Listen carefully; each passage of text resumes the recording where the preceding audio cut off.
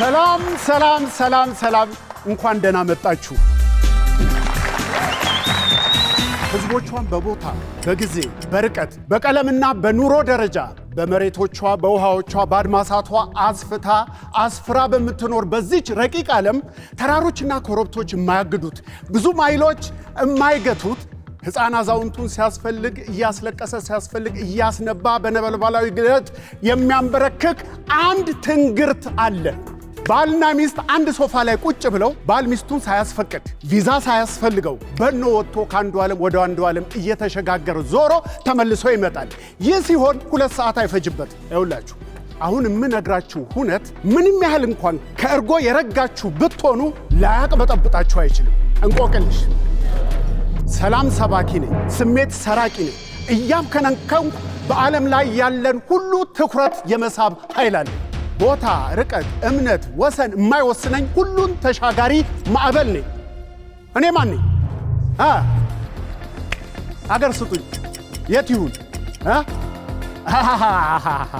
በኢትዮጵያ ቀልድ የለም። አገር ስጡኝ ስል ምን ትዝ አለኝ? አንድ ጥዑመ ዜማ መጣልኝ። አንድ አይን ያለው አይጫወት ባፈር፣ አንድ ያለኝን ስጠኝ አሉኛ አገር ይላል። እንቆቅልሹን አንፈታውም። እንኳን ተቀጣጥረን ወደምንገናኝበት ተናፋቂው የቀጠሮ ፕሮግራም በሰላም መጣችሁ።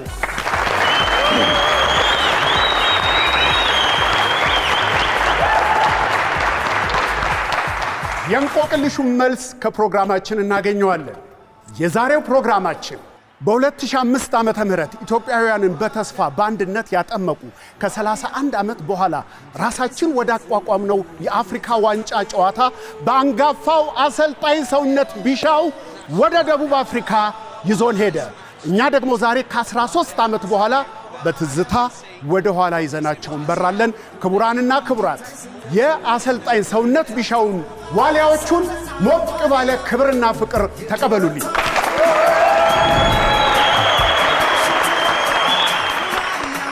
ይህ ቃና ቴሌቪዥን የቀጠሮ ፕሮግራማችን ነው። ፕሮግራማችን ላይ ጥሪያችንን አክብራችሁ እንግዶች ለመሆን ስለመጣችሁ እጅግ አድርገን እናመሰግናለን። እንኳን ደህና መጣችሁ። እንግዲህ የዛሬ 13 ዓመት ወደ ኋላ ዋሊያዎቹ ለሰጡን ፍቅርና ለሰጡን ታላቅ ደስታ በእናንተ ስም ድጋሚ እንዳመሰግናቸው ፍቀዱልኝ። እጅግ በጣም እናመሰግናለን። በዛሬ ከቃና እየተላለፈ ያለውን የቀጠሮ ፕሮግራም ነው እየተከታተላችሁ ያላችሁት። እንዴት ነው? ተመቻችሁ? ሙሉ ቪዲዮውን ለመመልከት የዛሬ ከቃናን ዩቲዩብ ቻናል ሰብስክራይብ አድርጉ። 30 ዓመት ቀላል አይደለም። ዋሊያ ኢትዮጵያ ውስጥ ያለ ብርቅዬ እንስሳ ነው፣ የትም የማይገኝ። አንዳንድ ሰው በተለያየ ምክንያት ወደ ውጪ ሳይሄድ ሲቀር ምን ይላል? አይ እኔ ተወኝ፣ እኔ እኮ ዋሊያ ነኝ ከሀገር አልወጣም ይላል። እና ይሄንን ታሪክ የቀየረ ከ30 ዓመታት በኋላ እኛን ከኳሱ ዓለም የቀላቀለን ትልቅ ቡድን ነበርና ጋሽ ሰውነትን ነው መጀመሪያ የምጠይቀው። ይሄንን ቡድን እንዴት መሰረትከው? እንዴት አዋቀርከው? እሺ፣ በጣም አመሰግናለሁ።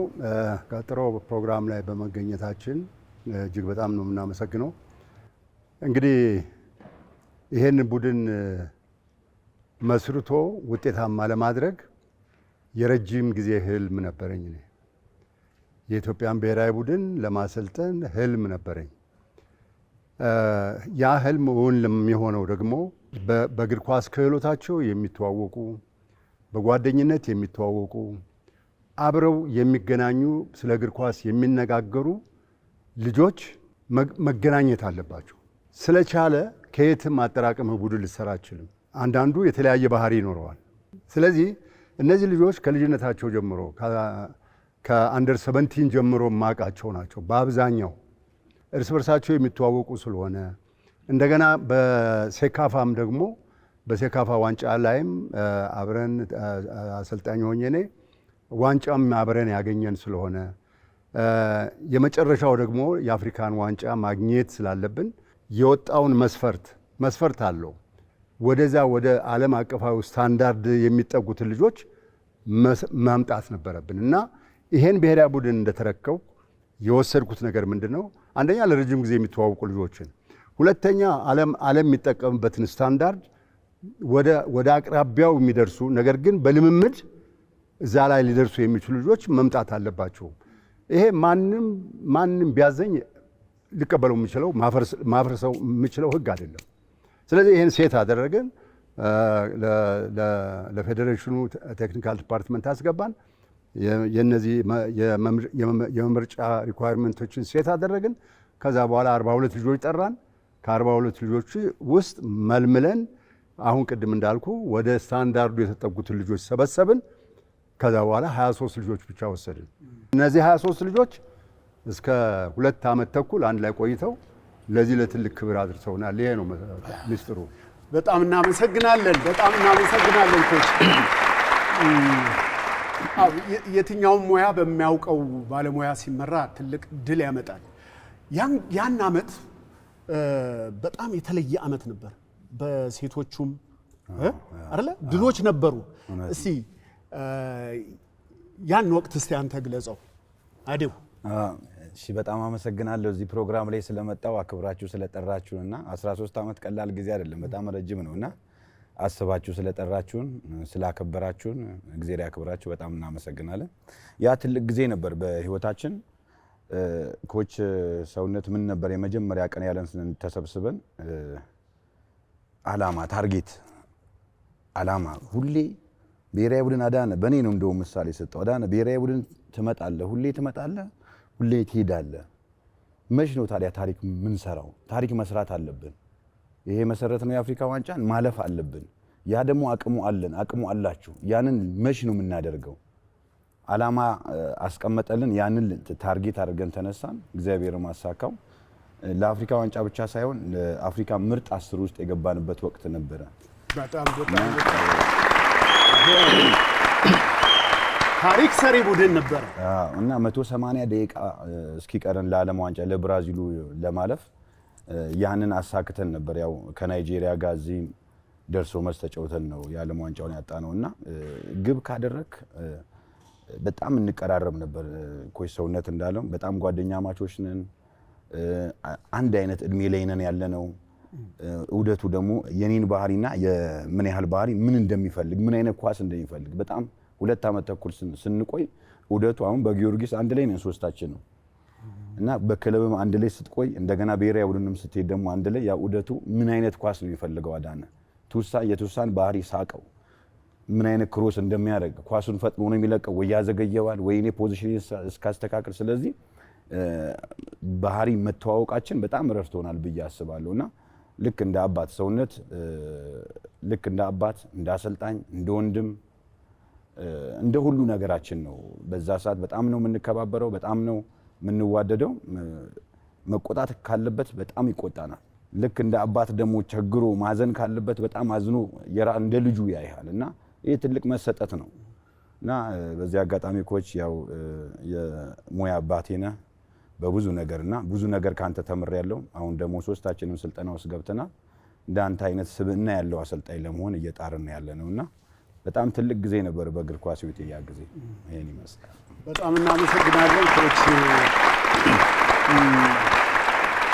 ወደ ዝርዝሩ ከመሄዴ በፊት ሱዳን ላይ 5-3 ተሸነፈ። ብዙ የተሰሩ አስቀያሚ ነገሮች ነበሩ። ያም ሆኖ ግን ባልሰፋ ልዩነት መጣን። ከ2 ጎል በላይ ወይም 2 ንጹህ ጎል ያስፈልጋል።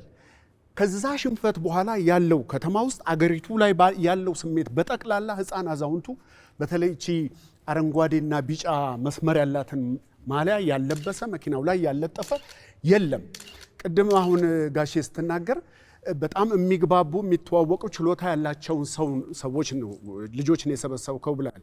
ቲያትርም ላይ ስንመጣ ብቃትና በጣም መግባባት መናበብ ሰው ፊት ይመልስልኛል አይመልስልኝም ብለን ጥርጥር እስከማይገባን ድረስ አምነን የምንጫወተው ነው እና የኔ ሙያ ልውሰድና ቢያንስ አጠረ ቢባል 3 ቀን ከዛ ሳምንት ወይ ወራት ተሰልጥነን ተዘጋጅተን ነው የምናቀውን ጥናት ይዘን መድረክ ላይ የምንወጣው። ያን ጊዜ ውጤቱን አናቀው። የኳሱ ጭንቀት ነበረ። በተለይ ጥቅምት 4 ባለሳሳት ለ10 ሰዓት ጨዋታ ለሊት 6 ሰዓት ነው ተመልካች የገባው። የተሰለፈው። እናንተ ዋቢ ሸበሌ ነበራችሁ አይደለም? እኛ ቲያትር ለመክፈት የምናውቀውን ሌሊቱን አንተኛም ከጭንቀት የተነሳ። ያ ምሽት እንዴት አልፎ በዛ ብቃት ልትጫወቱ እንደቻላችሁ ዝም ብሎ የምሽቱን ስሜት ከእያንዳንዳችሁ ልስማ። ምን ያህል ካንተ? ቴንኪዩ ሻ አመሰግናለሁ። ያው ከባድ ጊዜ ነው፣ በጣም ከባድ ጊዜ ነው እንዳልኩ። የሀገር ባንዲራ መልበስ በጣም ከባድ ኃላፊነት ነው። ህዝብ ነው የሚጠብቅ። እንደ ሙያ እኛ ኖርማል ልንጫወት ምንችል ነገር ነው። ኖርማል የክለብ ስትጫወት ግን የሀገር ግዴታ ስላለብን ኃላፊነቱ ከባድ ነው። እንቅልፍ እንዳልከው 1 ሰዓት 2 ሰዓት ትተኛለህ፣ ግን የምትባንነው ነገር አለ። ለምን እዛ ጠዋት ህዝቡ የሚጠብቅ ተሰልፎ እየጨፈረ የሚሄደው ህዝብ አለ ገና ሌሊት ላይ ማለት ነውና የሀገር እንዳልኩ በጣም ከባድ ኃላፊነት ስለነበረ እኔ በጣም ከባድ ስታፋችን በጠቅላላ ከባድ ጊዜ አሳልፎ። ልክ ነው። በጣም አስጨናቂ ጊዜ ነው የሚሆነው። በህልም አሁን ምንድነው እተኛለሁ፣ ለነገ ኤነርጂ እንደሚያስፈልግ ታምናለህ። ትንሽ አረፍ ስትል ወይ ይዘህ የምትገባውን ሽጉጥ ረስተው ወይ ደግሞ የሌላ ልብስ ለብሰህ ልክ የመጨረሻ ዲያሎግ ጠብቀህ ልትገባ ስትል የሚመጣው ህልም አያስተኛም፣ ጭንቀት አለው። በዛ ላይ ሆቴል ላይ ሆናችሁ እንዳለ ከተማው እየተናጠ ነበር። ያን ሁሉ ይዞ የታዩ ህልሞች ካሉ በኃይሉ የተደወሉ ስልኮች ካሉ እዚህ ትዝ የሚል ምሽት። በዛሬ ከቃና እየተላለፈ ያለውን የቀጠሮ ፕሮግራም ነው እየተከታተላችሁ ያላችሁት። እንዴት ነው ተመቻችሁ? ሙሉ ቪዲዮውን ለመመልከት የዛሬ ከቃናን ዩቲዩብ ቻናል ሰብስክራይብ አድርጉ። እሺ፣ አመሰግናለሁ አሌክሶ። ያው በጣም ከባድ ጊዜ ነበር ያሳለፍነው። ስፔሻሊ ደግሞ ለስቴዲየሙ ቅርብ ነበረ ዋቢ ሸበሌም። ደጋፊ እየዘፈነ እየጨፈረ ነበር የሚሄደው እና የሚጨፍረው የሚዘፍነውም ደግሞ ለኛ ሞር እንትን ፕሬዠር የሚፈጥር ነገር ነበረ። እንደውም ካረሳውት ዘፈኑ ሲዘፍኑ ወኔ የሌለው የሀገር ሸክም ነው የሚል ድምጽ ሁሉ ነበረ በዛ ሰዓትና እኛ ደግሞ እዛ ስቴዲየም ጋር ሆቴሉ ጋር ስለሆነ በዛው ስቴዲየም ወደ ስቴዲየም የሚመጡ ደጋፊዎች አሉ። ፕላስ ደግሞ እዛ ሱዳን ላይ የነበረው ተጽዕኖ ነበረ። እኛ ጋም ደግሞ ቁጭት አለ። ያው አዶም ቅድም እንደተናገረው ገና የመጀመሪያ ጊዜ ኮች ሲሰበስበን ሰብስቦን ሁሌ ለአፍሪካ ዋንጫ ማጣሪያ መሳተፍ ሰልችቶናል። ወደ አፍሪካ ዋንጫ የምንመለስበትን ነገር አስቡ። ኢቭን ጋዜጣ ላይ ወጥቷል ማለፍ አልፋለሁ የአፍሪካ ዋንጫ የሚል ማለት ነው። ረስቶት ከሆነ አላውቅም እንጂ እና ያ ምንድነው ቁጭት ስለነበረ እኛ ጋም ደግሞ በእድሜ ምን ሰራው የሚለውን ነገር ማሰብ ስለነበረብን በቃ ያለን 90 ደቂቃ ነው። ያው አንደኛው 90 ደቂቃ እዛ ጨርሰናል እና ፕሬዠሩ በጣም ነበረ። ያው በርግጥ በደግነቱ ስልክም ብዙም እንድንል አልተፈቀደልንም ነበር በዛ ሰዓት እና ያን ነገር እንትን ብለን በቃ የሚተኛው ሰኝቷል። ያው አንዳንዴ የሰው የተለያየ ሳይኮሎጂካል እንትን ስላለ ምንም ፕሬዠር ምንም ግድ ለማይኖረውም ሊኖር ይችላል ያው ሳይኮሎጂካሊ ማለት ነው። ግን የነበረው እንትን በጣም የማይረሳ ጊዜ ነው። ያው ሰው ሁሉ ደጋፊ ሁሉ የሞተበት ውድድር ነበርና አይተው እንደሆነ ጌሙም ስንመጣ ወደ ጌሙም ሲመጣ ትንሽ ጎል ለማግባት የኛም ጉጉት ነበረ ወደ አፍሪካ ዋንጫ ለማለፍ። በጣም ብዙ ጎሎችን ሚስ እያደረግን ነበረ። ግን እግዚአብሔር ያው አላሳፈረንም። ትልቅ ነገር ሰርተናል። እንግዲህ ይሄ ሁሉ ጫና አለ። ወደ ጨዋታው ስንገባ ግማሽ ጨዋታ ድረስ ጎል አልተቆጠረም። ወደ 60 ደቂቃ ሄዷል። የኛ ደጋፊ ደግሞ እንደሌላ አሁን ናይጄሪያ ምናምን ብትል እየተመሩም ሲጨፍሩ ታያለ። የኛ ግን ከነፍስ ጭምር ስለሆነ ጭንቀቱ ስታዲየሙ አይደለም ውጪ በስክሪን የተከታተልነውም ስሜቱ አለ። ያን ተቋቁሞ ነው እንግዲህ ከ60 ደቂቃ በኋላ ላይ የመጀመሪያ ጎል ሲገባ መቼም የተከታተለው ሰው ያስታውሰዋል። ፍቅር ይልቃል የጮህበት ጩኸት ደጋግሞ የሚጠራው አንድ ስም ያንተን ነበረ።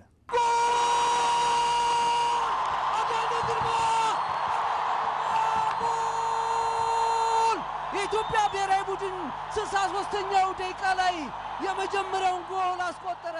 ያን ቀን ምንድነው ጸሎትህ? ስትገባስ አስገባለሁ አስቆጥራለሁ ብለህ አስበሃል? ካስገባ በኋላ ተነሱ የምትልበት መንፈስ እስካሁን ድረስ ትዝ ይለኛልና ያቺን ስሜት አሁን መለስ ብለህ ስታስባት በጣም ከባድ ቀን ነበር እውነት ለመናገር። ለነገሩ ፌዴሬሽናችንም ኮሜዲያን ይዞ መጥቶ ከመጀመሪያው ከምሽቱ 1 ሰዓት ጀምሮ ሲያዝናናን ምናምን ነበርና ቀኑን ትላንት ያለፈ ያህል ነው የሚሰማኝ። ሁሉ ዲቴሏን ነው ማስታወሳትና ተኛን፣ ደጋፊው እየመጣ ይጨፍራል፣ እኛን እየቀሰቀሰ ነው ወደ ሜዳ የሚሄደው። መተኛት አለብን ለነገ ጨዋታ እና ማይነጋ የለም ሌሊት ቸርች እንጦጦ ለመሄድ ተነሱ ተብለን ሄድን። ከዛ ተመለስን፣ ቁርስ በላን። ከዛ ስብሰባ ምሳ አረግና ከቁርስ በኋላ ወደ ስብሰባ አዳራሽ ገባን። ቤስት ሊነገር የዛን ቀን ኮች ያለው ምንድነው ሁላችንም ጸጥ ብለን በቃ ቤስቱን የምንጠብቀው እንዲህ እየጻፈ ሁላችንም በቃ እሱን ማንን ይገባ የሚለው ነገር እንዲህ እየጻፈ ጸጥ ስንልበት ዞር አለና መቼም ቢሆን አሰልጣኝ አትሆን አለ። መቼም ቢሆን አሰልጣኝ እንዳትሆን አለ። እና የነበረው ምን ያህል ጫና እንደነበረ ነው እዛ ላይ የምትገነዘበውና ስቴዲየም ስንሄድ ያው ሸበሌ ስቴዲየም በጣም ቅርብ ነው። ግን በጣም በቃ ሰው በጣም ጭንቅንቅ ነበረ እና እየጨፈረ ጎንና ጎን ምናምን እኛ ኤርፎን አድርገን ምናምን እኔ እንደዚህ አይነት ነገር እንደ ባህሪ ሆኖ ነገሮች ጫናን መቋቋም እችላለሁ እና ነገሮች በቃ ያንን እኔ ገብቼ ጨዋታው እስኪጀመር ነበር የምጠብቀው እና ኤርፎን አድርገን ስትሄድ የተጫወተ ያውቀዋል። ስቴዲየም እንዲህ ወጥተህ ልክ ህዝቡ ብሔራዊ ቡድኑ እንደዚህ እንትኑ ላይ ወጥቶ የክቡር ትሪቡኑ ማለት ነው እዛ ላይ ወጥተን ስታየው ገና ልክ እየገባ ነው ሲባል በቃ ስለሚነገርም ሜዳው በቃ ቀውጤ ሆነ። ከዛ በኋላ ዞር ስል ደጉ ያለቅሳል፣ ዞር ስል ጌታነህ ያለቅሳል።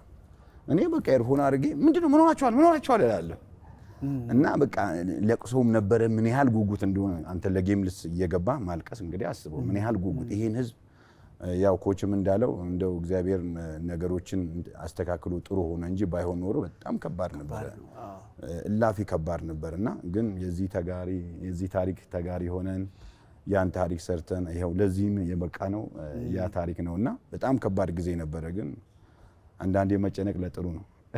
በጣም ያቺ ጎል አትረሳም። ያቺ ያነሳሳህበት በጣም አይረሳም። የዛን ቀን ያጫወተኝ ኮች በኔ በጣም ነው የሚያምነውና 3 ፖዚሽን ላይ ተጫውቻለሁ። መጀመሪያ ቤስት ሲወጣ ግራ ዊንገር ነበር። ከዛ በኋላ ሰዓቱ ሲሄድ 10 ቁጥር ሆንኩ። ከዛ መጨረሻ ላይ ቀኝ ዊንገር ሆንኩኝ እና ቦታዎች 3 ፖዚሽን ቀይሬያለሁ በአንድ ጌም እና ያ ጎሉን ቀኝ ዊንገር ከግራ ዊንገር አጥቤ ገብቼ ነው ክሮሱን ያገባሁትና ጎሉ ሲገባ ብዙ አጋጣሚዎችም ስቼ ነበር የዛን ቀንና ጎሉ ሲገባ የነበረኝ ስሜት በቃ ልነግር አልችልም። በቃ ህዝቡም ደግሞ ደክሟል። ሌሊት ነው የገባው፣ አልበላም፣ በጣም ደክሞ ነበር። ከዛ በኋላ ግን ሲገባ ወዲያው ገባንና በጣም ደስ የሚል ጊዜ ነበር። ቦታዋን አሁን መለስ ብለን ስናስታውስ ፍቅር ይልቃል አዲስ ህንፃን ሊያስገባ ይመስለኛል። ባህሉ አለ ባህሉ ለጌታነህ ያወጣውን ነው ተቀይሮ ለገባው አዲስ ህንፃ ግሩም ኳስ ሰላዲን አዳነ ሰላዲን ኢትዮጵያ ብሔራዊ ቡድን ሁለተኛው ጎል። ያቺ አንተና ኳሷ ስትሄዱ የነበረውን ጊዜ ታስታውሰዋለህ? አዎ አሌክሶ፣ በፊት ያው እንግዲህ 45 ደቂቃ ቅድም እንዳልከው የ45 ደቂቃ 0-0 ነው የወጣ ነው። እኛ ደግሞ ለማለፍ የግድ 2 ጎል ያስፈልገናልና ያው ኮች ደግሞ በጣም ደስ የሚለው ነገር ይሄ ከልምዳችን ከመቆየታችን የተነሳ ማን በምን ሰዓትና ማን ምን ማድረግ እንዳለበት በጣም የሚገርም ነገር ደግሞ የኛ የቲማችን ስኳዱ ራሱ ከሌ ገባ የለም፣ ገብቶ ብቻ ውጤት ያምጣ ነው። ማንም ሰው አንድነታችን፣ ፍቅራችን ትልቁ ነገር ማለት ነው እና አብዛኛውን እኔ ናሽናል ቲም በኮች በነበርኩበት ጊዜ እየተቀየርኩ ነው የምገባው። በተቀየርኩበት ሰዓት ደግሞ አንድ ምንድነው ማርሽ ቀያሪ ነው የሚባለው አለ እና የእንትኑ የአፍሪካ ዋንጫ የመጨረሻው ወደ ለማለፍ እንትን ያለን ጊዜ ያው እኔና አዲስ ነው ተቀይረን የገባ ነው። ልክ የመጀመሪያው ኳስ እንደ ለኔ አዲስ ሰጠኝ። አዲስ እኔ ደግሞ ለጌታነህ መለስኩለት። ጌታነህ ነው ክሮስ አድርጎ ያገባውና አዶ ያው ብዙ ኳስ ስቷል። ግን በዛ ሰዓት ያው ደጋፊው ጋር የነበረው ፕሬዠር አለ። ቪዲዮውን ተመልክቶ ከሆነ ልክ የመጀመሪያውን ጎል ሲያገባ አዶ ሲያስነሳ ሽሜ እንዲህ እያለ ይጨፍር ነበረ። ከዛ እኔና ሳላንን ኳሱን ሳላ ይዞ መጣ። ምክንያቱም አንድ ጎል ያስፈልገን ነበርና ወደ ጌሙ ቶሎ ሰዓቱን ለመጠቀም ማለት ነው። ከዛ ሁለተኛው ላይ ደግሞ አዲስ እና ሳላዲን እንትን እየተማረ እንደውም እነ ፍቅር ይልቃል ኮሜንታተር ሲያደርጉት እንትኑን ሳላ ያመጣውን ጌታነህ ይል ነበርና የነበረው ቴንሽን የነበረው ፕሬሸር አይደለም እኛ ጋር ጋዜጠኛው ባለሙያው ጋርም ነበርና የነበረው ሲቹዌሽን በጣም በቃ የሚገርም ነበረ። በዛ ሰዓት ደግሞ አይተው እንደሆነ ጀማልም ተጎዳብን መጨረሻ አካባቢ። በረኛ ማን ይግባ ሲባል እኔ ነበር መጀመሪያ ልገባ የነበረው። አስወልቶን ነበር። ከዛ በኋላ አዲስ ተባለ። አንደኛ እኔ ቁመቴም ትንሽ እና አዲስ ተባለና አዲስ ገባ። ያው እግዚአብሔር ፈቅዶ እንግዲህ እኛ ሰዓቱ 10 ደቂቃ ምናምን የተጨመረው 9 ነው። 10 ደቂቃ 101 ድረስ ሄዷል። 101 ድረስ ሄዷል። ኳስ መጨረሻ ላይ አዲስ ለጋው ብሎ ኳሱ እዛው ጋር ቀርቶ ነበር እና ልጁ ያን ኳስ ደግሞ መጥቶ ገብቷል። ኳሱ ግን ከመምታቱ በፊት ልጁ ፊሽካ ነፍቷል። ዳኛው ጨርሶ ማለት መጨረሻ ላይ የሆነ ብዙ ግልጽ ያልሆነ ነገር ነበር። አዎ ግን ልክ አዲስ ኳሱን እንደለጋ ነው የተነፋው ፊሽካው። እንደውም አዲስ ያተመቶ ሲገባ እንዲህ ብሏል ቪዲዮ። ግን የዛን ደግሞ ደስታውን ስገልጽ የነበርኩት እኔ ነበርኩኝ ዳኛው ፊሽካውን እንደነፋና የነበረው ፕሬሸሩ መጨረሻ ላይ የተደሰትነው ነገር ያው እግዚአብሔር ጥሎ እንትን አይደለም እና በጣም ደስ የሚል ነገር ነው ያሳለፍነው። በጣም ያው የዛ ጨዋታ ላይ ፈርተህ ነበር ወይስ? ምክንያቱም ከባድ ጫና ነበረው። ሁለተኛው ጎል ከገባ በኋላ እየተጨመረ በሄደ ቁጥር የነበረ ስሜት እንዴት ነው? ፍርሃት እንኳን የለም። እንትን አስተዳደግ ይወስናል። በነገር ላይ እግር ኳስ ስትጫወት አስተዳደግም ወሳኝነት አለው። እኔ ከኢትዮጵያ ቡና ቢን ያደግኩት በህዝብ ነው ያደግኩት ማለት ነው። ገብቷል አይደል? ከዛ የተጫወትኩባቸው ክለቦች ላይ ቡና፣ ጊዮርጊስ እና ብሔራዊ ቡድን ስትመጣ ህዝብ ጋር ነው ኦልሬዲ ያለሁትና ይሄ የሚያስጨንቀኝ ነገር አይደለም። አያስፈራህም፣ ግን ትጨነቃል። አዳነ እንዳለው ነው። አዳነ አጠገቡ ያሉትን ደጉንና ጌታነን ስላየ ነው። እኔ እኮ እምባዬ መጥቷል። በህይወቴ ውስጥ ሁለቴ ነው እግር ኳስ ስጫወት እምባዬ መጥቶ የሚያውቀው። ሴንትራል አፍሪካ ላይ ስናልፍ ነው ያገባሁት ጎልና የዛኔ ሱዳን ላይ ልክ ስንወርድ ከትሪቡ እንዳለው አዳነ ልክ ወደ መለሻ ክፍል ስትወር ህዝቡን ስታየው ስሜት ይነካልና ገብተ መስዋዕትነት የፈለግከውን ትከፍላል። ህዝቡ ጋር ያለው ጫና የለፋው ነው። ገብቷል እንዳለው ነው። ሌሊት እኮ እነሱ እኛን ሊያበረታቱን ነው አይደለ የሚጨፍሩት።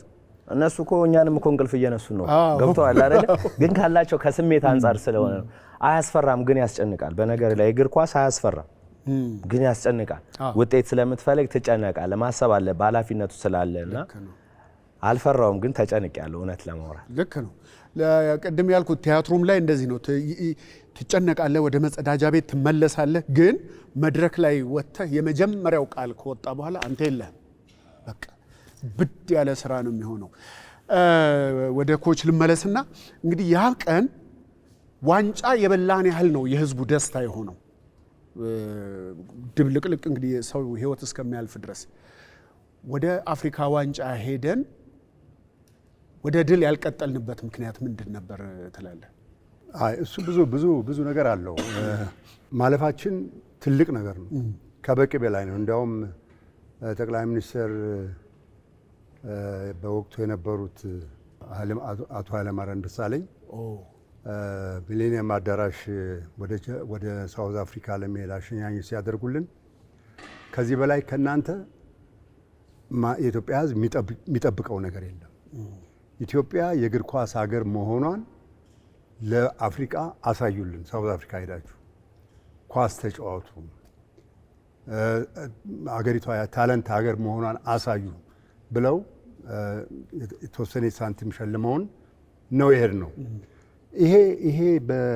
ይሄ ክብር ባለበት ቦታ ላይ በሙሉ ጠቅላላ በሙሉ የኢትዮጵያ ሕዝብ በሙሉ አንተን ይደግፋል ይረዳል ማለት አይደለም። ስንት ምቀኛ ሌባ አለ አንተ ውጤት እንዳታመጣ ኢቭን ለልጆች የሰጣቸውን አሳይንሜንት እርስ በርሱ ተጋይቶ አንዱ የበላይ ሌላው የበታች እንዲሆን ቲሙን ለማመሰቃቀል የተዘጋጁ ሰዎችም ነበሩ። ውጤታማ እንዲሆንም የማይፈለግበት ጊዜም ነበረ። ነገር ግን እኛ ሺህ የሆነ የዚህ አይነት ምቀኛ ቢፈጠር አንድና አንድ የነበረ ስለነበረ ዓላማችን አንደኛ ኢትዮጵያን ከፍ ማድረግ፣ ሁለተኛ የዚህ ክብር በቃ የመጀመሪያዎቹ መሆን። ይህንን በሚሊየን ብር በፍጹም ልትቀይረው አችልም። አሁን ያለንን ክብር በየትኛውም ሚሊየን ብር እኛ ልንቀይረው አንችልም። ነገር ግን ያ እስከዛሬ ድረስ የኢትዮጵያ ብሔራዊ ቡድን እየተሸነፈ እንዴት በእነዚህ ሰዎች ጊዜ ያልፋል የሚል አስተሳሰብም ነበር እና ሁለተኛ እውነት ለመናገር ከሆነ ዲፌንዲንግ ሻምፒዮን ከነበረው ከዛምቢያ ጋር ነበር። ዛምቢያ የአፍሪካ ዋንጫ አሸናፊ ነበረ። ከእሱ ጋር ነው የመጀመሪያውን ጨዋታ የተጫወት ነው። በጣም እስካሁን ድረስ ቪዲዮውን አልፎን አለፍ ብለን እናየዋለን።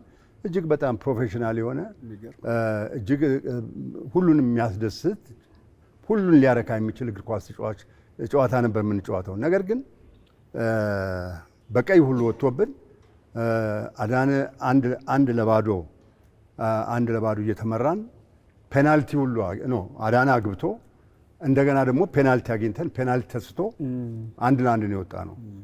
ከዛ ቡርኪና ፋሶ ጋር ስንጫወት ቡርኪና ፋሶ በጨዋታ በልጦን አይደለም።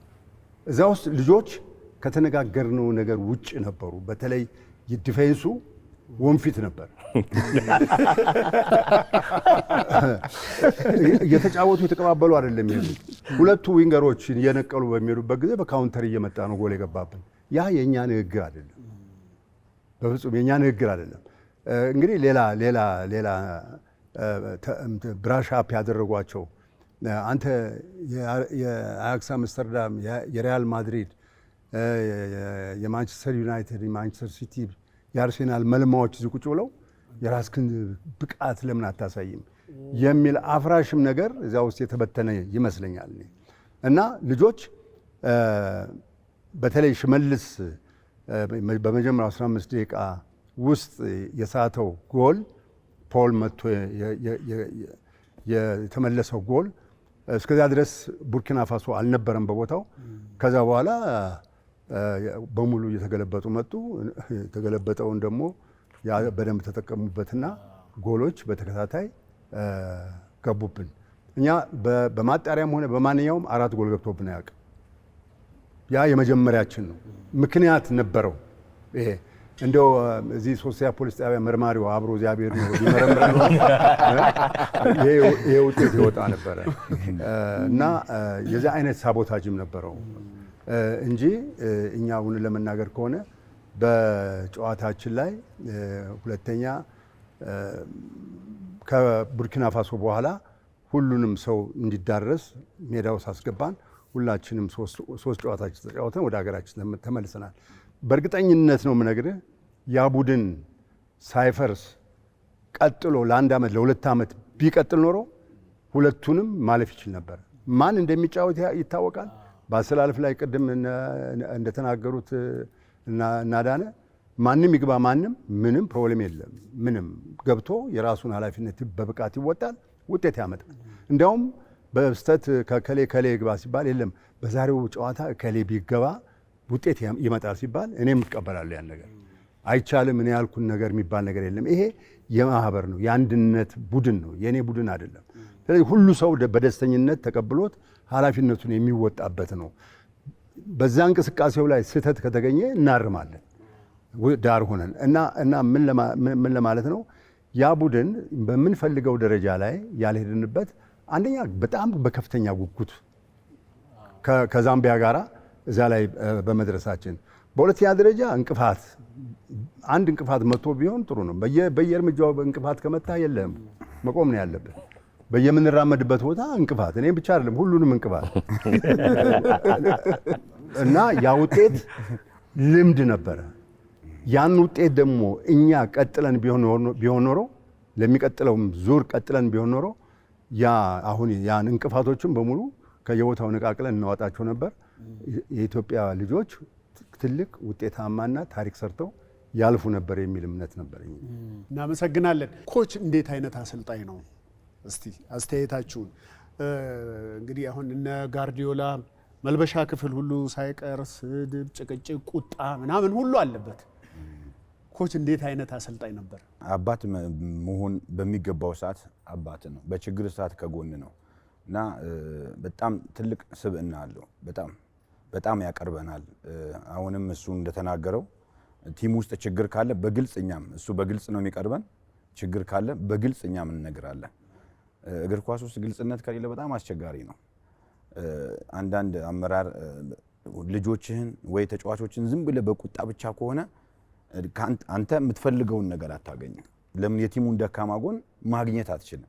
ዛሬ እኔ እንደዚህ ስለሆንኩኝ ወይ እከሌ ቢገባ ይሻላል፣ እንደዚህ ቢሆን ይሻላል ብለን ስንስል ነው እንደዚህ ነው ያሰባችሁት፣ ኦኬ እሺ ብሎ ያንን ያደርጋል። ያ መደማመጡ ቲሙን በጣም ከፍ አደረገው። ሁላችንም በጣም ነው የምንወደው የምናከብረው እና ያው ቤት ውስጥ እንኳን አባት ጥሩ ሲሆን ሁሉ ነገር በጣም እንትን ይላል እና ለዛ በጣም ነው የሚያስቀን። በጣም ታማኝ ነው እና በጣም ደስ ይለኛል ስብዕናው። በጣም እናመሰግናለን። እሺ ይሄ አጋጣሚ አይገኝምና የሁለታችሁንም አስተያየት ልስማ። ኮች ያው አዴብ ሙሉውን ብለዋል።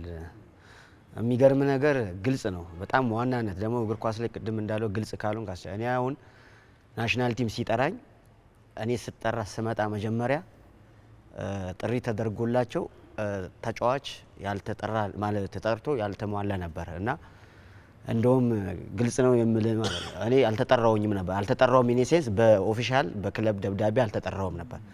ከዛን እሱ ይምጣልኝ ብሎ ጠራ። ከዛን ደደቢት ነበርኩ የዛ ሰዓት። ከዛን ናሽናል ቲም ሲጠራ ኮሎኔል አወል የክለቡ ፕሬዝዳንት የነበረው ብሔራዊ ቡድን ተጠርተሃል ሂድ ግባ ሸበሌ ተባልኩኝ። ከዛን አይ እኔ በሚዲያ ካልተጠራው አልገባም እና ናሽናል ቲም ሲጠራ በኮሎኔል አወል ደውሎ ሸበሌ ግባ ተባልኩኝ።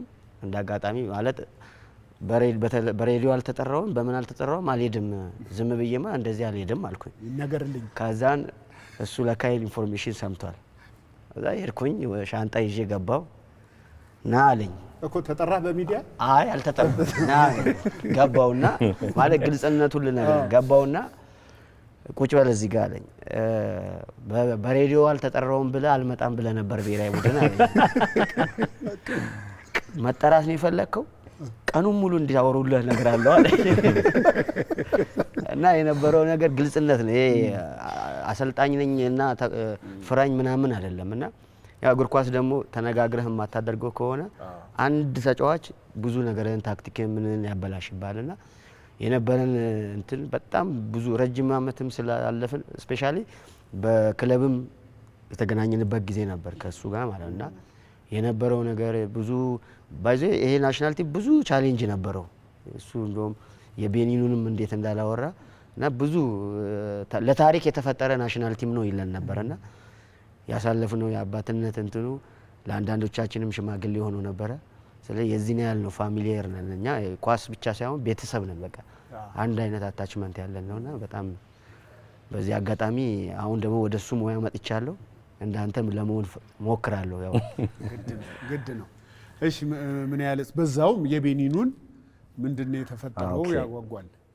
ያጓጓል እሱ አመለስበታለሁ። አሁን እኛ ለምዶብን ኮች እንላለን። ያው ግዴታ የሙያው ግዴታ ስለሆነ ኮች እንላለን። ለኔ አይገልጸውም። አሰልጣኝነት የሆነች ቦታ ላይ ትገናኛለህ፣ ትለያያለህ። በዚህ አጋጣሚ በኮች ሰውነት በመሰልጠኔ በጣም ነው ደስተኛ ነኝ። ያሰለጠኙኝ አሰልጣኞች በጠቅላላ አከብራለሁ፣ በጣም ሪስፔክት ሰጣቸዋለሁ። ግን እኔ ኮች ስለሆነ እንትን ነው ይርቅብኛል። በሰውነት በመሰልጠኔ በጣም ደስተኛ ነኝ። እድሜና ጤና ይስጠው። አሜን አሜን።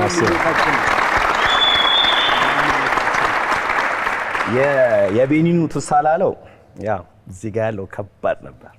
ወደ ያው አሬ ነው አንደኛውን ኃላፊነቱን እንትን የወሰደው ስለ ወደ ቤኒን እየሄድን ጎማ ልዘረጋ ነዳጅ ብቻ የሆነ ቴክኒክ ችግር ነበረውና 2 ሰዓት ከምናምን ፕሌን ላይ እና እየሄድን 2 ሰዓት ከምናምን ሄደናል።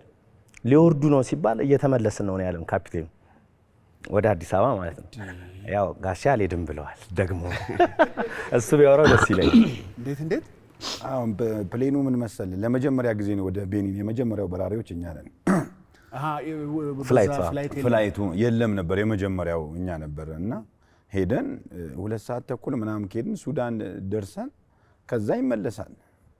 ልክ አዲስ አበባ ዝም ብሎ ይዞራል። ምንድነው ይሄ አዲስ አበባን ይመስላል እንላለን ከላይ ወደ እና ከፍ ዝቅ በቃ ዜጋዎችም ነበሩ፣ ጥቁሮች ነበሩ። በቃ በጣም ይጮዋሉ። እኔ ደግሞ ፕሌን በጣም ነው የምፈራውና ገብርኤልን የወለድኩበት አመት ነው የዛን አመት በቃ ልክ በጣም እርሻለሁ ላበላቦኛል። ድንጋጤ አዎ ደንግጬ ወረድን። እንደምንም ለካ አንድ የሞተሩ ክፍሉ ግማሹ ተበላሽቶ ነው ተባለ። እንኳን ላይ ያልተነገራችሁ 15 እና 20 ደቂቃ ቆይቶ እዛው ተነግሯል። ላበላቦ ተነግሯል። ከዛ እንደምንም ወረድን። እንደምንም በቃ ይልዋዲ በጣም ነው የሚናጠው፣ እንዲህ መግለጽ አይቻልም። ከዛ ወረድን። ከዛ ከ15 ከ20 ደቂቃ በኋላ አልገባም በታሪክ ቀድሰኝ ሰውለታል ገብርኤል አልሄድም ቀድሰኝ አልኩ። በቃ ለመኑኝ ምናምን ሄድኩኝ። ግን እዛ እኔ ነኝ ጎል ማግብቼ እንደገና ውጤት ይዘን የመጣነው እና በጣም አሪፍ ጊዜ ነበረ። በጣም የሚገርም ነው። በዛሬ ከቃና እየተላለፈ ያለውን የቀጠሮ ፕሮግራም ነው እየተከታተላችሁ ያላችሁት። እንዴት ነው ተመቻችሁ? ሙሉ ቪዲዮውን ለመመልከት የዛሬ ከቃናን ዩቲዩብ ቻናል ሰብስክራይብ አድርጉ። ተመሳሳይ ገጠመኞች አሉ በመልበሻ ቤት ውጪ ባሉ ጉዞዎች ላይ እዚህ በፕሌን የዛን ጊዜ እንደ አጋጣሚ ይሁን በቃ አሁን እንትንም ሄደን ነበር ኳታር ሄደን ነበር። እንዴት ጎማው ይዘርጋዛም ደግሞ በቃ የዛ ጊዜ ምንድነው መዞር ነው በቃ ለመስማ እና ተመለሳችሁ ያን ጊዜ አይደለም ዞሮ ላይ ዞር ቆየ እዛው እዛ ፍሬንድሊ ጌም ልናረግ ሄደን ከቱኒዚያ ጋር ኳታር ላይ ኦልሞስት እኮ ላንድ ሊያረግ ነውና አልዘረጋ አለ ጎማ። እንደገና ተነሳ። ይሄ ማለት ከቤኒን በኋላ ነው። ቤኒን 5 ሰዓት ጉዞ ነው። 2 ሰዓት ተኩል ተጉዘን ነው ድጋሚ ወደዚህ የተመለስ ነው። ከእንደገና ደግሞ ኳታር ደግሞ ሄደን ኳታር ልክ ሊያርፍ አካባቢ ላይ ጎማ አልዘረጋ አለ። ያው ቴክኒካል እንትኑን አስተካከሉትና ብቻ በሆነው ነገሮቹ አረፈ። ከዛን የዛን ቀን ነው ኮች እንደውም ልንገራችሁ ይሄ ናሽናል ቲም ማለት ለጉድ የተፈጠረ ነው። ሁለት አይሞትም ምንም አይሆንም።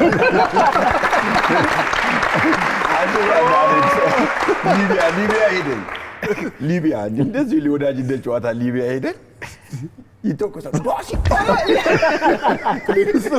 አይደለም ሜዳ ከሊቢያ ትሬኒንግ ሜዳ ላይ እንደዚህ እየሰራን ምን እያለን ይተኮስልሃል። የዛን ጊዜ ገና ማን ነው ጦርነቱ ጋዳፊ እንደሞተ ምናምን አካባቢ ጦርነት ነው። እንዴት መጣችሁ ይሉናል ሰዎች። በቃ ይተኮሳል እኛ አረ እያለን እና ከባድ ጊዜ ነበረ በጣም። እኛ እኮ ሜዳ ላይ ብቻ ነው እኮ የምናየው። ይሄ ሁሉ ትግል አልፎ ያንን ደስታ ለሰጠን ለዋሊያው ድጋሜ እናመሰግናለን። እንግዲህ ከጨዋታው በኋላ የመጡ በረከቶች አሉ። ውጪ ሄደው የተጫወቱ አሉ። የተለያየ ስጦታዎችም ምኖችም ነበሩና እስቲ እነሱን እናነሳሳቸው። እኛ ሽልማት በዚያ ጊዜ ያገኘነው ነገር ምንድነው?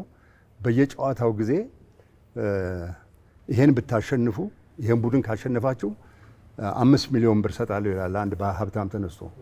የሚታየን 5 ሚሊዮን የለውማ። ደሞዛቸው 3500 ነው ደሞዛቸው። እኔ በኋላ ትንሽ 30 ሺህ ብር ሆነችልኝ እንጂ 1500 ብር ነበረ ደሞዛቸው። አዎ ነበረ እንዴ $30 የኤሌክትሪክ መኪና እኮ ይኖረኝ ነበር። በዛ የሚገርም ነው። ያ እኮ ነው ያ አሁን እኮ ሊፋኔ የምነዳው እኮ በዚያ ይሄ ስለሆነ ነው።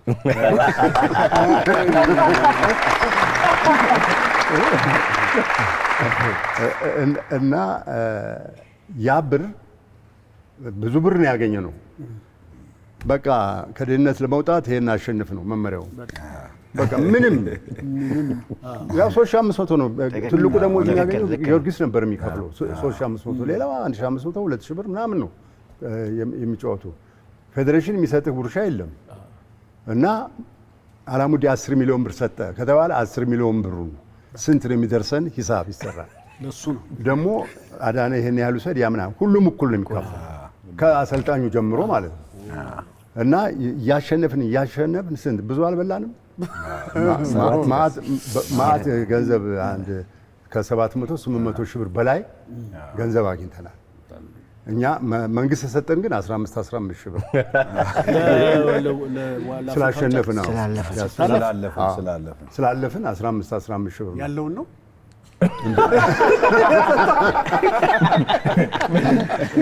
ያ ሁሉ ሳይታይ መጀመሪያ ጋይ ሰውነት የሰጠው ዓላማ ታሪክ የመስራት ጉዳይ ነው።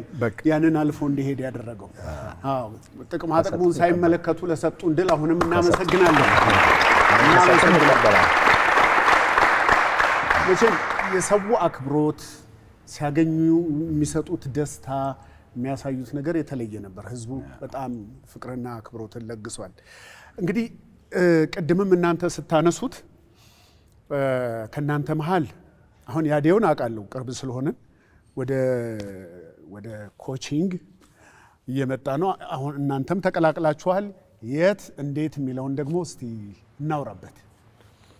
ያው እኛም እንግዲህ አሁን የቢ ላይሰንስ ፋስት ትራክ የቢ ላይሰንስ ወስደናል። በዚህ አጋጣሚ ከስልጠና ከሚሰጡን አንድ አካል ኢንስትራክተር ሰውነት ባይዘው እኛ ለምዶብን ነው ኮች የምንለው ኢንስትራክተር ነው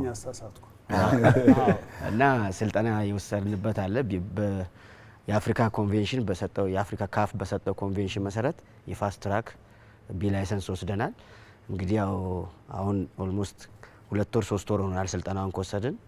ያው ወደ ሙያው እየመጣው ነው። እኔ በግሌ እየመጣው ነው ወደ ሙያው።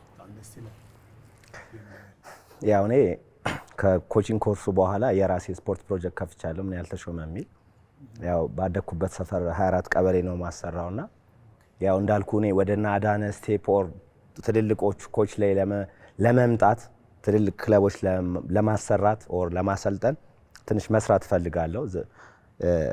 ትንሽ ልምድ ፈልጋለሁ። ቀስ እያልኩኝ መምጣት ስለፈለኩኝ አሁን በስፖርት ፕሮጀክት የህፃናቶች አሉኝ እነሱን አሰራለሁ። ከእግዚአብሔር ጋር በስቴፕ ከፍ ያለ ደረጃ ደርሳለሁ። አንጠራጠርም። አዴውም ያው እኔ አሁን ጊዮርጊስ ውስጥ ምክትል አሰልጣኝ ነኝ።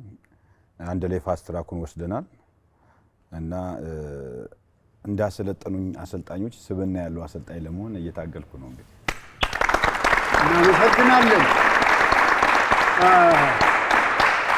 ቀድሞ ዘሩ እየተዘራ ስለሆነ ፍሬው መታየቱ አይቀርም። እኛም በአውሮፓ ዋንጫ የሚጫወቱ የአፍሪካ ልጆችን እነ ሳላን፣ እነ አሌክዛንደርን፣ እነ ኤቶን፣ እነ ድሮግባን እናያለን።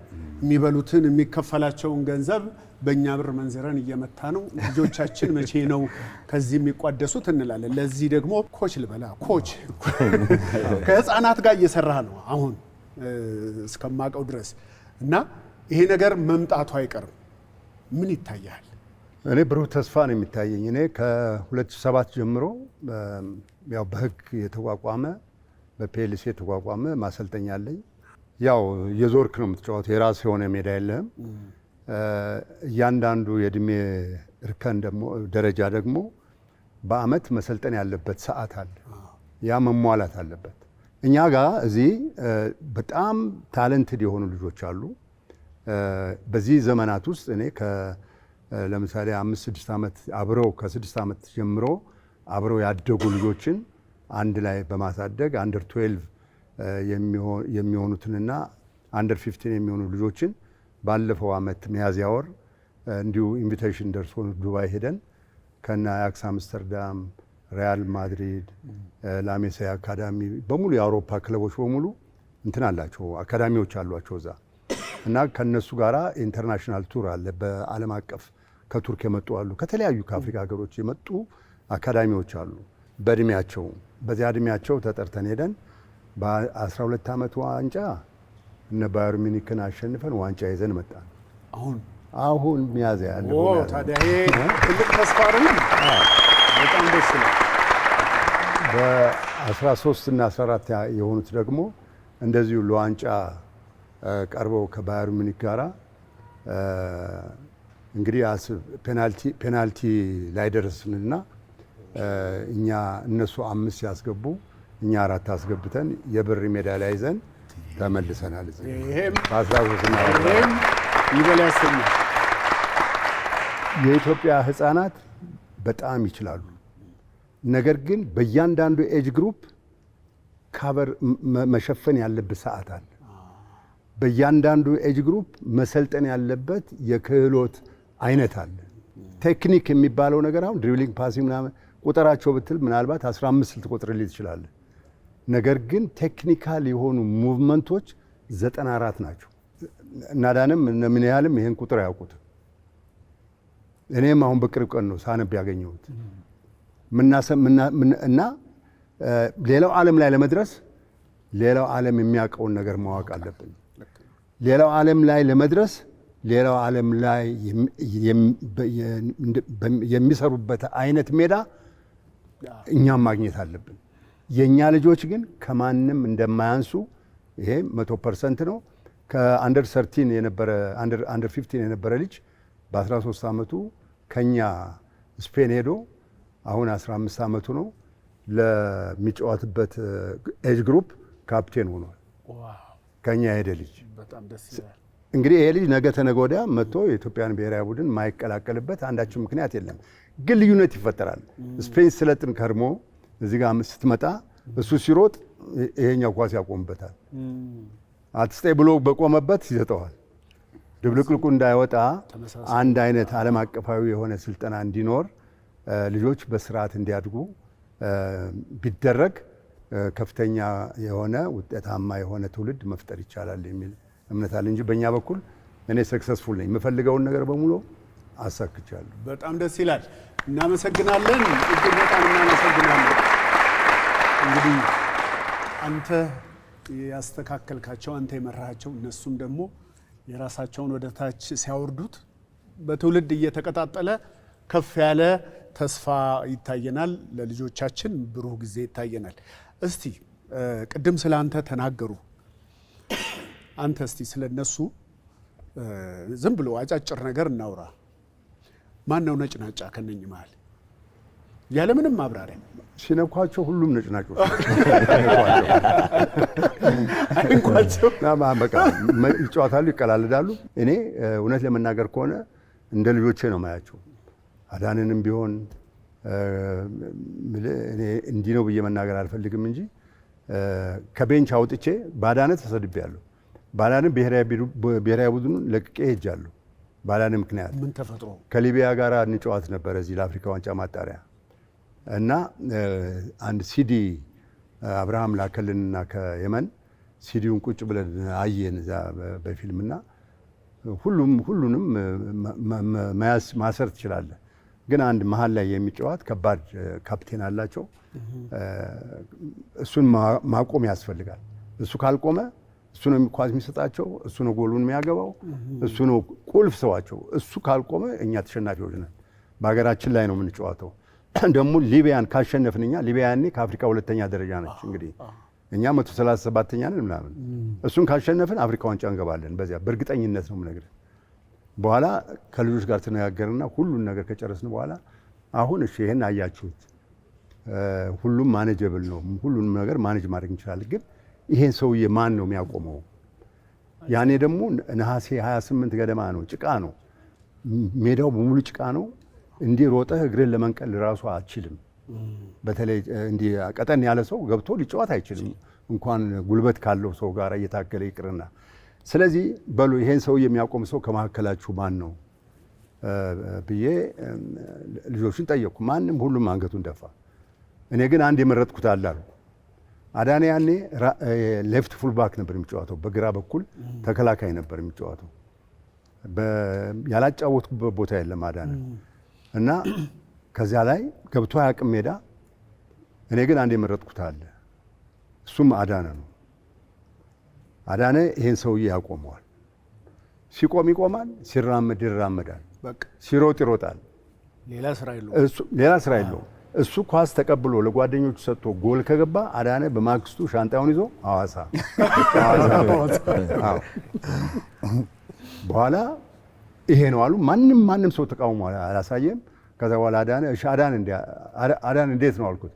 ኮች እኔ ሰውዬ ካላቆምኩት በጣም ኃይለኛ ቁመና ያለው ነው፣ ጉልበት አለው፣ ኳስ ይችላል፣ ሄደር ነው። በምንም አይነት ተአምር ያለሱ ማንም ያቆመው ያንን። ስለዚህ አመጣሁና ተከላካይ ስለሆነ መሀል ሜዳ ላይ እንዳይጫወት ብሎ የወጣ ህግ የለም። ግን ተከላካዩን አምጥቶ እዚህ መሀል አገባው ተብሎ አዳነ ሰውየው ሲቆም ይቆማል፣ ሲሮጥ እንደውም መሮጥም ከለከለው። ቆመ። በ45 ደቂቃ ውስጥ ተቀይሮ ወጣ እና ህዝቡ ሲያይ አዳነ አይሮጥም። ምን ሆኗል ዛሬ? አዳነ አይንቀሳቀስም። ሁለተኛ ሜዳም ገብቶ አያውቅም። ጮኸ፣ አዳነን አውጣለ።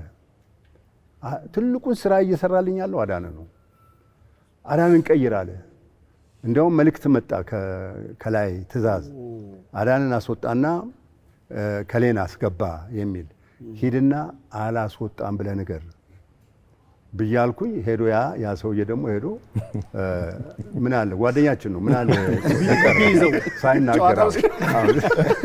ሳይናገር ወስዶ ተናገረ። በኋላ አመራሩ በጣም ተናደዱ። 1-0 እንዲያውም ጎል ሁሉ ታፈሰ ተስፋዬ አግብቶ ሁለተኛ ጎል ሽረውብን 1-0 አሸንፈን ወጣን። ለመጀመሪያ ጊዜ የኢትዮጵያ ብሔራዊ ቡድን አሸንፎ እንኳን ደስ ያላችሁ ጎበዞች ብሎ ሳይጨበጡ የቀሩበት ቀን ያኔ ነው። እኔ ትእዛዝ አዳንን አላስወጣሁትማ እና አልተሸለሙም። ከዛ በኋላ ሄዱ። አብሬያቸው ኢትዮጵያ ሆቴል ነበሩ። ሰበሰብኳቸው። ወንዶች ናችሁ፣ ይሄ ቡድን አፍሪካ ዋንጫ ያልፋል፣ እኔ ግን ከኔ ጀምሮ ከናንተ ጋር የለውም አልኳቸው። ከናንተ ጋር የለውም አልኳቸው። አረ ኮች እንዲያውም ድሉ ደረጀ መጣና ኮች አንተ ማታውቀው እኮ አለ ስንት ሳቦታጅ ይሰራል እዚህ አንተ ለምን ይሄ ቡድን ያልፋል ባካለ ኖ ግድ የለም ለማንኛውም ነገ ይድረስ ተባለ። ነገ ስብሰባ ተጠራሁኝ፣ ሪፖርት አቀረብኩኝ። ከዛ በኋላ ቴክኒክ ኮሚቴውም እንዴት ነው ተናገሩ ተባሉ። በጣም ጥሩ ቲም ነው፣ ቱኒዚያን አቁሞ ማሸነፉ በጣም ከባድ ነው፣ ጠንካራ ነው፣ ይህ ቡድን ለአፍሪካ ዋንጫ ያልፋል የሚል እኔም ሪፖርት የሰጠው። አይ አንዳንዴ ከሰው ጋር ተስማምተህ አትሰራም የሚል ነገር መጣ። ከማን ጋር? ከእኛ ጋር። አይ ከእናንተ ጋር ቱታ እንዲለብሱ ትልቅ ሆቴል ውስጥ እንዲገቡ ሆቴል ውስጥ ገብተው 5 ስታር ሆቴል በቃ እንዲዝናኑ የቲሸርት ምናምን የራት የምሳይ ቁርስ እንዲቀያይሩ ሲያሸንፉ በዶላር ወይ በኢትዮጵያ ብር ሽልማት ላይ በዚህ ነው የምንናገረው እንጂ በቴክኒክ በታክቲክ ከእናንተ ጋር ንግግር የለኝም። እንደዚህማ ከሆነ እንዴት ምን ያደርጋል ከሌለ አልኩና ወረቀት ስቤ በራሴ ፈቃድ ስልጠናውን ኢትዮጵያ ብሔራዊ ቡድን በራሴ ፈቃድ ለቅ ያለው ብዬ ደብዳቤ ሰጥቼ ወጣሁ እና ሌላ አሰልጣኝ ተመጣ። በማነት የምትባል ሀገር ናሚቢያ በታሪኳ ቡድን አሸንፋ አታውቅም። ናሚቢያ አሸነፈችን። በዚያ ምክንያት ሳያልፉ ቀሩ ለአፍሪካ ዋንጫ። ያ ቡድን እንደዚያ አሁኑ ተልከስክሶ ቀረ። ይቅር እነ ስፔን እነ ፖርቹጋል እነ ብራዚል የተጫወቱበት ባንሄድ አፍሪካ ዋንጫን ከዛ በኋላ ማለፍ አልቻልም። ሌላ 30 ዓመት መጠበቅ የለብንም። ግን ደግሞ አይቀርም በሚሰሩት ነገሮች አሪፍ ተስፋ እንዳለ ያስታውቃል። እኔ ያላልኩት ማለት የምትፈልጉት ነገር ካለ አንዴ ብናስታውሳቸው ደስ ይለኛል። እነማን እንደነበሩ አሁን የተለያየ ቦታ ወደ ቢዝነስ የገቡ አሉ። ወደ አሰልጣኝነቱ የእናንተን ሰምተናል። ዝም ብለን እስቲ ስማቸውን እናስታውስ አንድ ጊዜ። አሁን አሰልጣኝነት ውስጥ ፋስት ትራክ ውስጥ ያሉ ከበረኛ ሲሳይ ባንጫ አለ፣ ደጉ ደበባ አለ፣ አበባ ቡጣቆ አለ፣ አስራት መገርሳ አለ፣ አዲስ ህንጻ አለ፣ ሳላ አለ፣ ስዩም አለ። የተወሰነ ሰው ነው የሌለው። ትገናኛላችሁ? እንገናኛለን።